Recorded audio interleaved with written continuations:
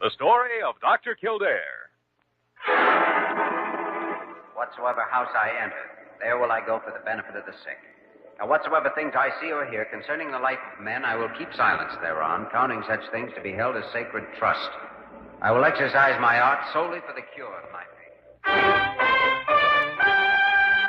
The story of Dr. Kildare, starring Ayres and Lionel Barrymore. Metro Goldwyn Mayer brought you those famous motion pictures. Now this exciting, heartwarming series is heard on radio. In just a moment, the story of Dr. Kildare. But first, your announcer.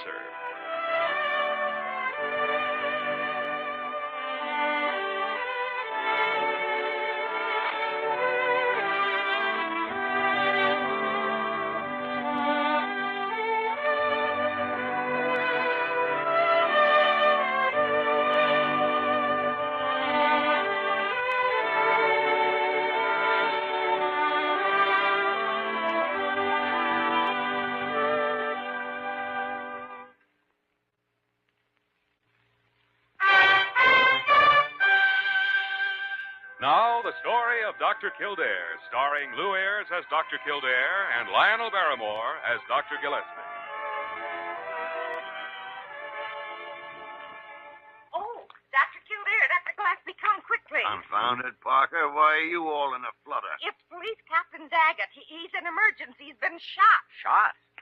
Come on, Dr. Gillespie. When did it happen? Well, they just brought him in. He's in here. Hi, Doc. Hi, Daggett. Got a little job for you. So we heard. You better lie back. Bullet in the fleshy portion of the thigh. Yeah. How'd you get this? Trouble at the Midtown school. I gotta get back there. Did you get this at the school? Yeah, madman's got himself barricaded in there with a gun. You know, that new kindergarten playhouse in the middle of the courtyard? Oh. Any children in there? Doc, we don't know. I tried to get into him, and I got this. Whole precinct is there. We better get back there with you. Parker, go get Kildare a probe.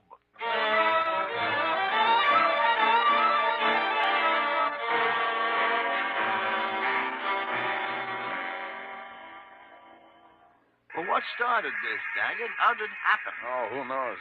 It was just after 3 o'clock when he got in there. That's why we don't know whether or not any kids are with him. Any idea who the man is? No, except that his name is Cosloff. He's been doing some house painting in the neighborhood. Cosloff. Peter Cosloff? Yeah. Oh, isn't that the fellow that fell off the scaffold and broke his leg in the hospital when it was being painted, Jimmy? Right. I took care of him. He seemed a quiet, harmless sort. Well, this hole in my leg doesn't agree with that, Doc. I don't wonder. That man must be a homicidal paranoia.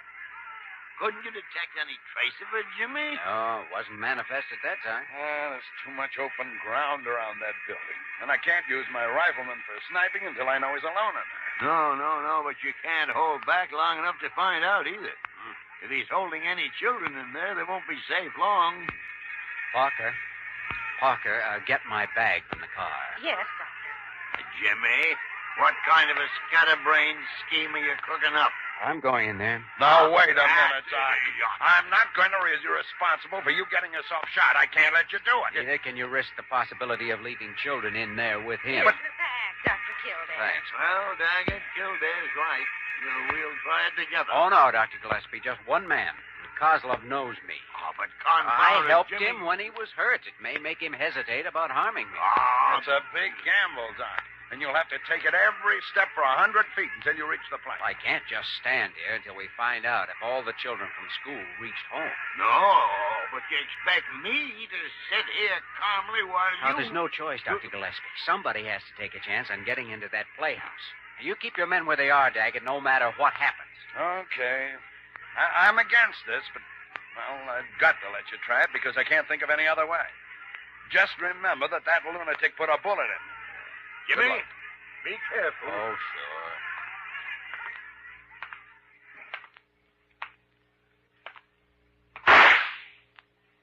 You ought to be more careful with that gun, Pete. You almost hit me.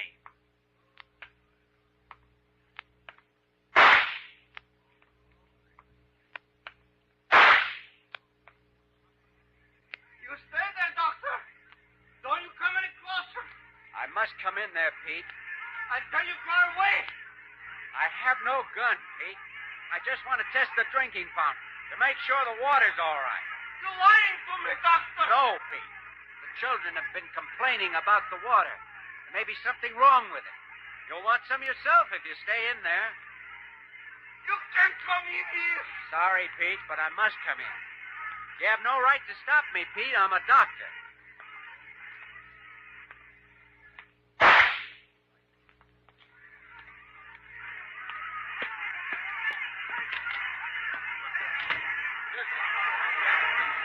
Good boy, Jimmy, good boy. He made it, Doc. He made it. Well, he got in alive, if that's what you mean. But getting out alive may be a different proposition. Unless we can give him some help. Well, what can I do? I need one of your men. Have him go to Cosloff's home and see if he has a wife or a relative or even a friend who might have some influence with him. Okay, you gonna wait here? Wait for what? For Kildare to get shot? I gotta get back to the hospital. Well, what can you do there? Look up Cosloff's hospital record and try to diagnose a mental illness by reading reports about a broken leg.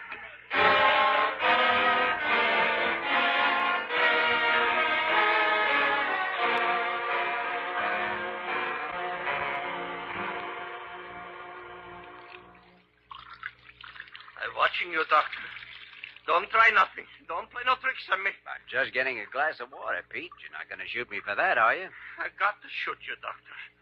After a while, I got to shoot you. Oh, you wouldn't hurt me, Pete.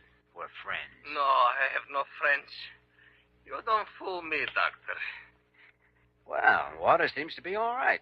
I better test it thoroughly, though. No, don't touch the bag, Doctor. Now, Pete, you know what's in there. Instruments, chemicals, medicine, that's all.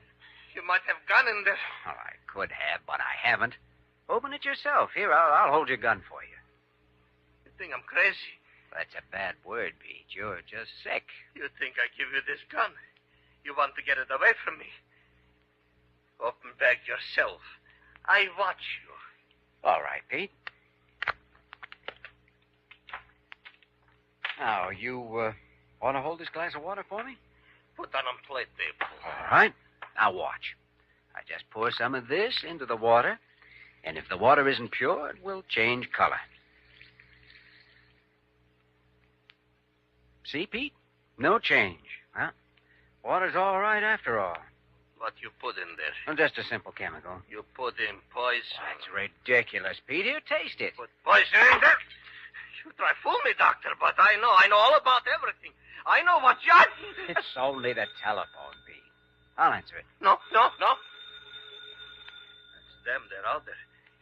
They send you in to trick me. I wanted to come in, Pete, to be on your side. Maybe I can find out what they intend to do out there. You can come over and stand right beside me. Near window? You want to get me near window? No, and you can stand right where you are then. I can't get away. All right. Tell them go away. Tell them go away or I kill you. Hello? Kildare, Captain Daggett. He's getting him under control. Not yet. Where are you calling from? We tapped the phone line. Right out in the street. He let you answer, huh? With difficulty. Any kids in there? Haven't seen any. But there's a wardrobe closet. He got a gun on you? Yes? Isn't there any way you can get the best of him? I tried to administer a sedative. Talk louder, Doctor. That him? Yes. He wouldn't take it. Nope. Well, just try to find out if there are any kids in that closet, will you? I'll do my best. That's enough, Doctor. I don't like what you're saying. I have to say goodbye now, Daggett. But, Doc, can't down you that do phone. something? Your friends think they're going to come help you, huh? Nobody's coming, Pete. Oh, yes, they are, Doctor. We sit down and wait for them. Soon they will come. And when they do, you watch out, Doctor. Watch out!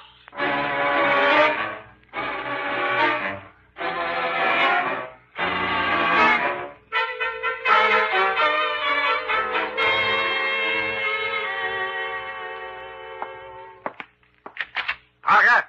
Parker! Yes, Dr. Gillespie. Did you call me? Did I call you? Parker, every hog in Arkansas is liable to be converging on this hospital as a result of my calling you. Now, where's the hospital record on that painter, Pete Cosloff? I told you to get it half an hour ago. It's been been right there on your desk for the past 29 minutes. Oh, why didn't you tell me when you brought it in? Because you were in the other office talking to that detective the captain sent to Cosloff. What did he tell you? Why, would you like to hear it again? Hmm? You were snooping outside the door listening. I was not listening. I just happened to overhear a few words. The man was an immigrant born in Poland, that's all. Well, that's all there was to hear. Man doesn't even have a friend. Kildare said he seemed like a nice, quiet sort. Look at these records of ours. They don't tell us any more about Cosloff than the police did. Well, after all, Doctor, the man only had a broken leg. Parker, I don't care what he had. I'm only interested in what he's got now. Tell the switchboard operator to get me the Department of Immigration in Washington. Washington. Washington, D.C.? Yeah, Washington, D.C. Unless you'd rather get me George Washington. Well, I just asked. Well, you've just been told. Now go.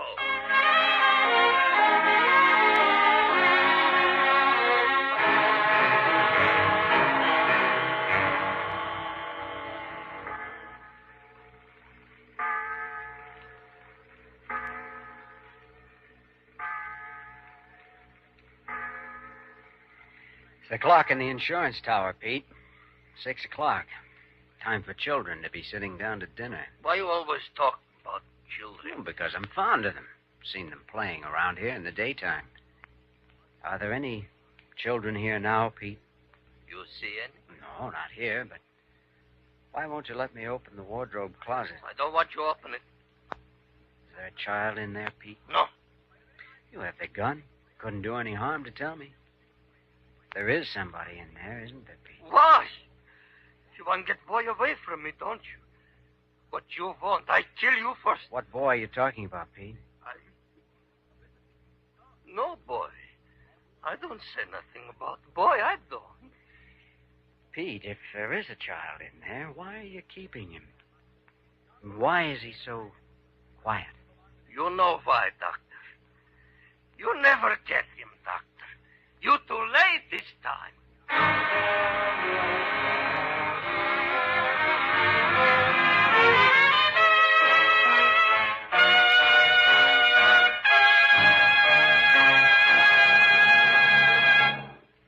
We return to the story of Dr. Kildare in just a moment.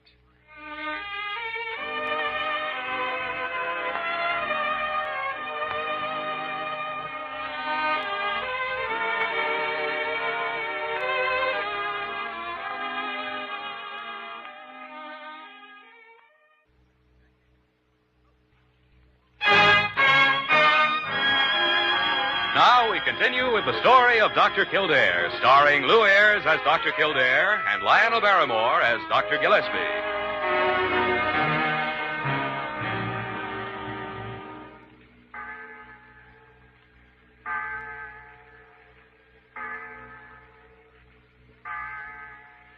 It's 8 o'clock, Pete. It's dark in here. Can't we turn on the lights? Turn on lights so they can see us better from out there and we can see them.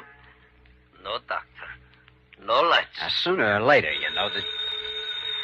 Well, they're calling from outside now. Maybe they're tired of waiting. Maybe they'll tell me they're going away. They won't go away. Well, let me answer it and find out. The moon is bright, Doctor. I can see you. I know, Pete. Hello? You still all right, Doc? Yes, There's no report of any missing kids yet. You find out if he's holding any. I'm afraid so.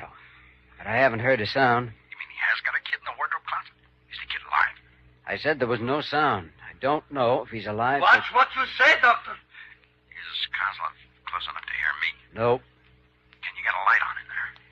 No, I tried. May I speak to Dr. Gillespie for a moment? I'm sorry, Doc, but he isn't here. He left hours ago. Oh, I see.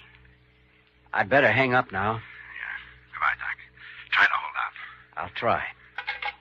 They gonna go away, Doctor? Yes, Pete, they're going away. I don't hear you tell them go away, Doctor. You don't tell them go away like you say. I forgot, Pete. I warn you what will happen. I warn you.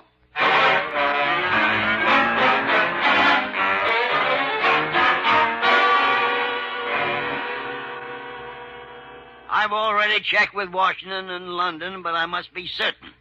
Call me if you can reach the ambassador. I'm at Blair Hospital, New York City. Goodbye. Dr. Gillespie, I just come down the hall. I know you came down the hall or you wouldn't be here, Parker. There's no other way to get here. Now get to the point. It's Dr. Carew. I saw him. Oh, he's foaming. He's seething. Well, tell him to go and sit on Mount Vesuvius, and it'll never be noticed. How about that call I placed to AMG headquarters in Berlin? All right, Doctor, all right. Yeah. Can't do anything around here without... Dr. Gillespie. Dr. Gillespie. This makes my day perfect. Now, what's on your mind, Carew? What's on my mind? What can possibly be on yours? Phone calls, long-distance phone calls. More than $100 worth. All I can tell you is don't let your blood pressure go up with the amount. It's liable to hit 1,000. 1,000? But, Dr. Gillespie, you talked to Washington for hours, and then England. And next, Germany. I can't get away for a vacation, so I'm taking a trip around the world by phone. Dr. Gillespie. For your information, Dr. Carew, Kildare's in a school building with a homicidal maniac. And if he's ever going to get out of there, we need information. But how will I explain the expense of these overseas calls? I'm responsible, Dr. Gillespie. I have to answer to the board. After all, we conduct exchange of medical information with hospitals all over the world by mail. Confound it, Carew! Do you think that paranoia in there with Kildare is going to become his roommate while we write overseas? I only know what my responsibility is, Dr. Gillespie, and I can't see that... Dr. Carew, I'm trying to do several years of psychiatry on a man I've never seen. And it all has to be done by telephone in a matter of hours. And if I'm wrong, Kildare is as good as dead. Are you going to stand there and rage about the phone bill? Well, I... Your Berlin party is on the line, Dr. Gillespie. Berlin? Who are you calling in Berlin? Adolf Hitler. Now get out of here. He doesn't want anybody to know he's still alive.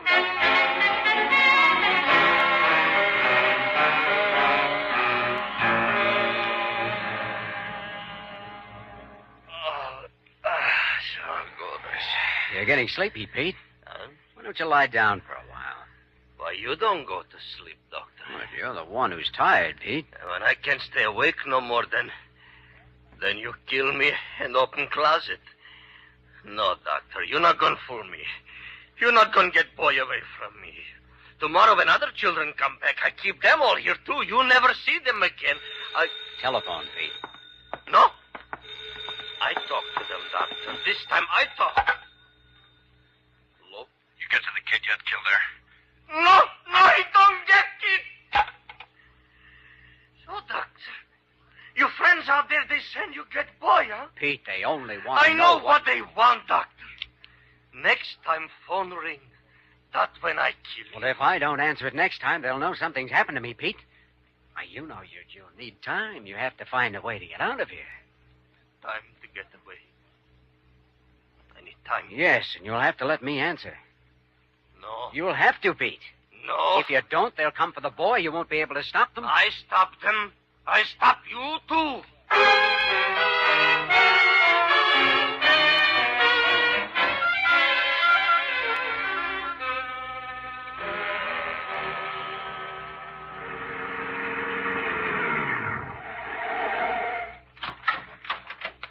Is he still all right, Daggett? Oh, Doc, I don't know. Well, I got something that may help him. You still got that phone tapped? Yes, but Cosloff answered the last time. Something's wrong. I'm going to have to let my men move in soon. You do, and that man in there'll kill Jimmy. Let me try calling. Okay, Doctor. Hello, Captain Daggett again, operator. Ring that line you've been holding for me. All right, Doctor, it's ringing here. Why doesn't Kildare answer? Oh, Doc, I'm afraid we're going to have to move in wait. on... Hello. Jimmy, you all right? To coin a phrase, I'm doing as well as can be expected. You let you answer, though. Yeah. It's the last time, I'm afraid. I need any help I can get. And quick. Jimmy, I can give you the keys to a tortured mind. Be careful now how you go about using them. I understand. Cosloff was a displaced person in Europe. He'd been in a concentration camp. Oh, so that's it. He had a bad time, Jimmy. His hometown suffered cruelly during the war. The thing that'll help you most isn't pleasant. Yeah. It concerns a school. That's what I need. Go ahead. The invaders took the children out of school and sent them away as a reprisal for resistance. Cosloff had a son in that school, Jimmy. Ben, I don't think there's really a child in here. No, neither do I, Jimmy. He's recreated his son in his imagination, and he's trying to protect him from imaginary enemies. Thank you, Dr. Gillespie. Jimmy. Now, that's a very sick man. Yeah, I know. Go carefully with him. Once you start prying into his mind, that's when he'll be liable most to kill you.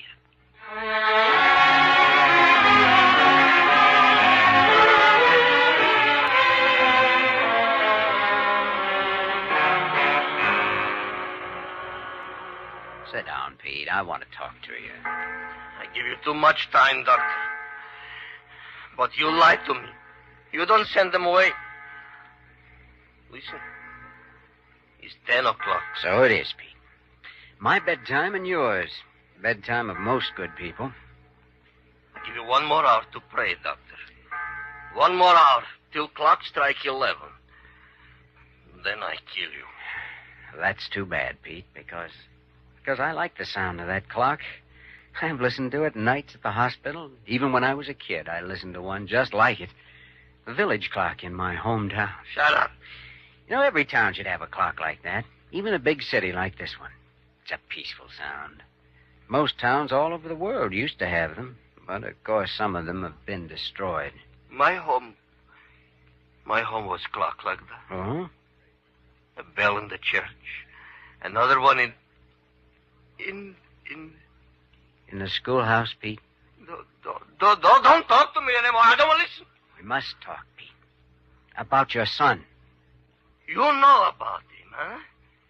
You know about my Pete, son. Pete, you think your son is in the wardrobe closet, don't you? I wish he was. But he isn't. I'll show you. Look. No. Look, Pete.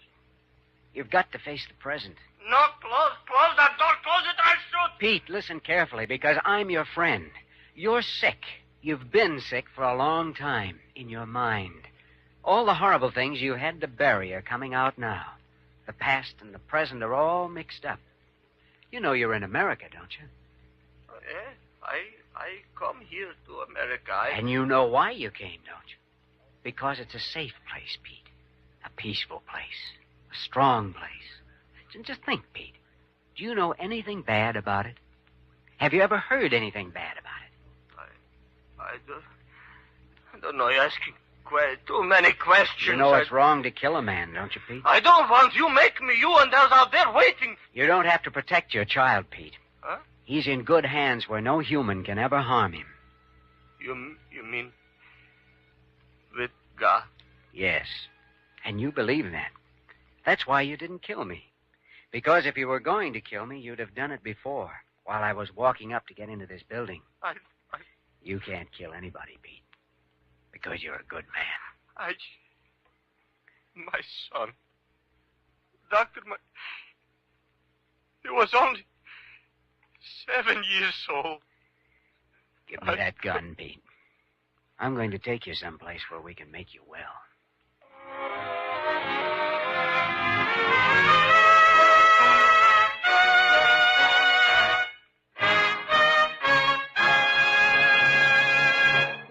In just a moment, we will return to the story of Dr. Kildare.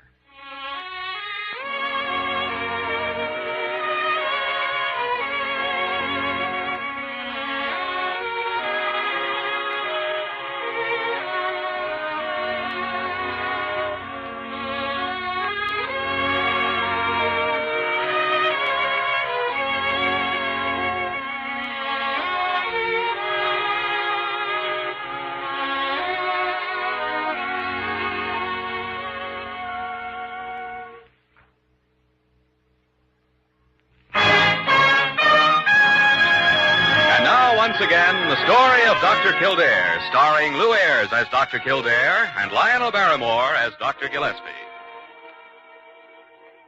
Dr. Kildare, are you sure it's safe to keep Cosloff here overnight? Oh, perfectly safe. He's had a sedative. Sleep will help him. In the morning, I'll take him to the state hospital where he can get proper treatment. Well, that man will get well, Daggett. And when he does, he'll come back and live a good, normal life like any other decent citizen. You sound pretty sure of that, Doc. I am sure. Because, as Jimmy proved to us, Pete Cosloff is a good man at heart. And even his worst hallucinations couldn't make him be anything else. Listen. Listen to that. It's only the big clock striking midnight. I know, but it's such a wonderful sound. Jimmy, it's strange you'd think you'd never heard it before. Perhaps I never have, Dr. Gillespie. Never as clearly as I hear it tonight.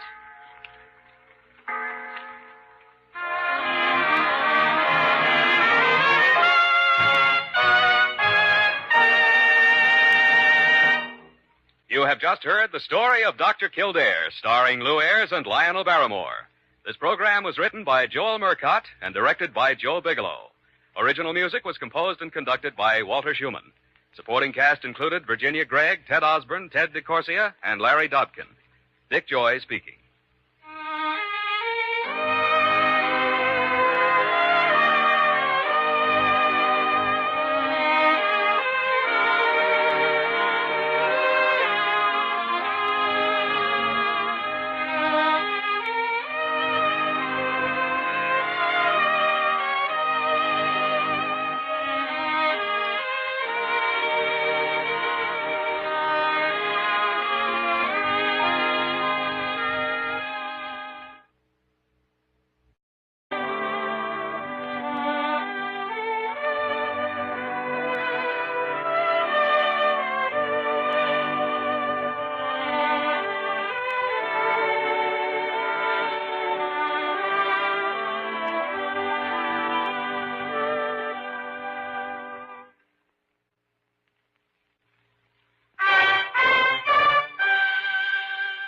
Now, the story of Dr. Kildare, starring Lou Ayres as Dr. Kildare and Lionel Barrymore as Dr. Gillespie. Oh, Dr. Kildare, Dr. Gillespie, come quickly. Confound it, Parker. Why are you all in a flutter? It's Police Captain Daggett. He's in emergency. He's been shot. Shot? Come on, Dr. Gillespie. When did it happen? Well, they just brought him in. The story of Dr. Kildare. Whatsoever house I enter, there will I go for the benefit of the sick. Now, whatsoever things I see or hear concerning the life of men, I will keep silence thereon, counting such things to be held as sacred trust. I will exercise my art solely for the cure of my faith. The story of Dr. Kildare, starring Lou Ayres and Lionel Barrymore. Metro Goldwyn Mayer brought you those famous motion pictures. Now this exciting, heartwarming series is heard on radio. In just a moment, the story of Dr. Kildare. But first, your announcer.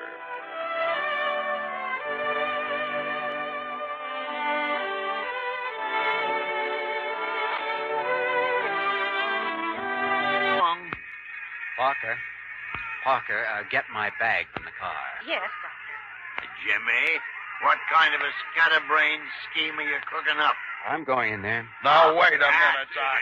I'm not going to raise you responsible for you getting yourself shot. I can't let you do it. Neither can you risk the possibility of leaving children in there with him. Here's the bag, Dr. Kildare. Thanks. Well, Daggett, Kildare's right.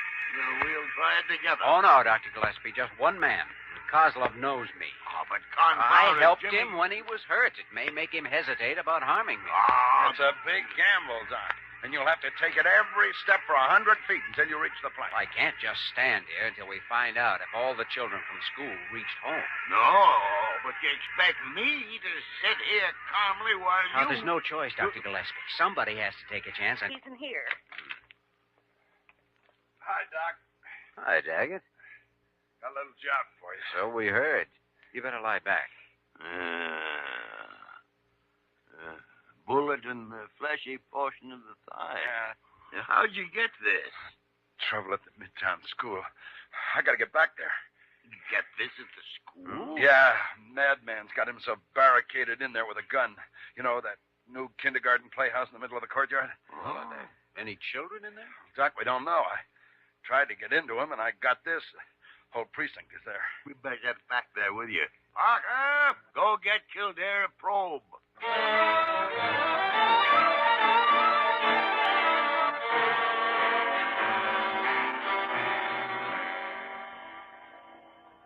Well, what started this, Daggett? How did it happen? Oh, who knows? It was just after 3 o'clock when he got in there. That's why we don't know whether or not any kids are with him. Any idea who the man is? No, except that his name is Cosloff. He's been doing some house painting in the neighborhood. Cosloff. Peter Cosloff? Yeah. Oh, isn't that the fellow that fell off the scaffold and broke his leg in the hospital when it was being painted, Jimmy? Right. I took care of him. He seemed a quiet, harmless sort. Well, this hole in my leg doesn't agree with that, Doc. I don't wonder. That man must be a homicidal paranoia. Couldn't you detect any trace of it, Jimmy? No, it wasn't manifest at that time. There's too much open ground around that building. And I can't use my rifleman for sniping until I know he's alone in there. No, but you can't hold back long enough to find out either. If he's holding any children in there, they won't be safe long.